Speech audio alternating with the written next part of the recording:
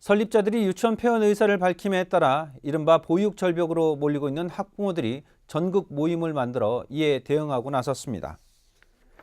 하남시와 서울시 도봉구 소재 유치원에 다니고 있는 학생들의 부모와 해당 유치원 교사 등으로 구성된 유치원 무단폐원 119 모임은 지난 24일 오후 하남시 소재 모 카페에서 출범식을 개최했습니다.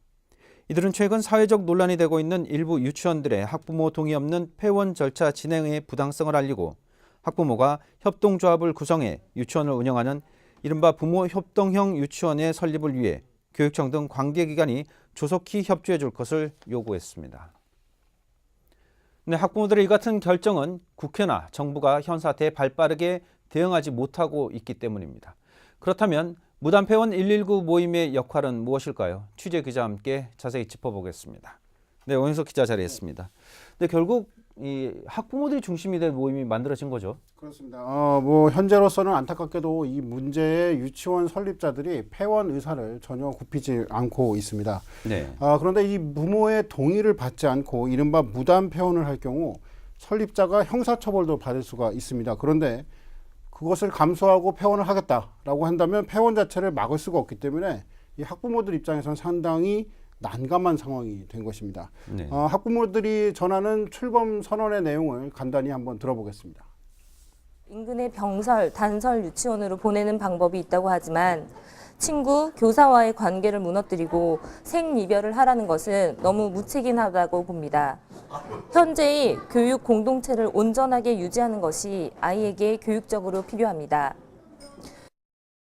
네, 오 기자. 네. 학부모들의 답답한 마음은 이해를 할 수 있겠는데요. 네. 그렇다면 이런 모임이 어떤 효과를 낼 수 있을까요? 출범식 당일에 하남과 서울시 도봉구 소재 문제의 폐원 의사를 밝힌 유치원의 학부모와 교사들이 참석을 했습니다.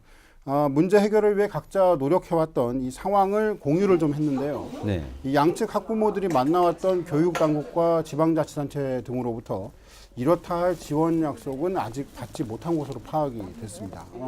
당일 학부모들이 사이에서 나왔던 관련된 얘기를 한번 모아봤습니다. 장학사분들이랑도 제가 몇 번 통화를 했지만 그때 하시는 말씀이 나중에 불법 폐원될 때를 대비하셔야죠. 병설 가시는 거 생각하셔야죠 라는 말이. 그래도 자기네도 지금 없어서 찾고 있다라는 거예요. 이 목적이 아닌 외에도. 그러면서 저희한테 해줄 수가 없대요. 그럼 결국적으로는 그럼 저희는 어디로 가라는 말인가요? 네, 오영석 기자. 네. 지금 상황대로라면은 이 학부모들이 원하는 바를 이루기는 좀 힘들어 보이는데요. 그렇습니다. 안타깝게도 상황이 유리하게 돌아간다고 볼 수는 없을 것 같고요. 네. 게다가 이 교육당국이 현재 파악하고 있는 바로는 전국에서 현재 같은 이유로 폐원 의사를 밝히고 있는 유치원이 80곳이 넘어서고 있어서 당사자인 학부모들은 물론 해당 지역사회 내에서도 크고 작은 파장이 계속 번지고 있는 상황인 것으로 전해지고 있습니다.